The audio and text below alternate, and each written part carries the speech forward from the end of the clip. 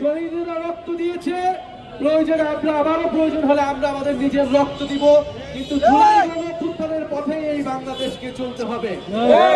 প্রিয় গাইবান্ধাবাসী, আমরা জানি রংপুর গাইবান্ধা বাংলাদেশের অন্যতম দরিদ্র অঞ্চলগুলোর মধ্যে অন্যতম এবং নানা ধরনের বৈষম্যের শিকার এই গাইবান্ধাবাসী অনেকদিন ধরে হয়ে আসছে। আমরা আপনাদের জন্য কাজ করতে চাই। আমরা একটি নতুন দেশ গড়ার ডাক দিয়ে এবার রাজপথে নেমেছি। 2024 সালে আমরা শেখ হাসিনাকে উৎখাত করার জন্য রাজপথে নেমেছিলাম। এখন আমাদের উৎখাত হয়েছে, পতন হয়েছে, কিন্তু নতুন দেশ এখনো গঠন হয়নি। নতুন দেশ গঠনের জন্য এবার আমরা রাজপথে নেমেছি।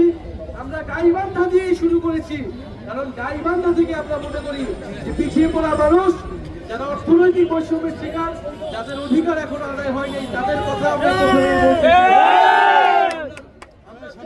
জেলায় পদযাত্রা করব এবং মানুষের কথা শুনে আমরা জুলাইয়ের ইস্তেহার, জুলাইয়ের ঘোষণাপত্র এই সরকারের থেকে আদায় করব।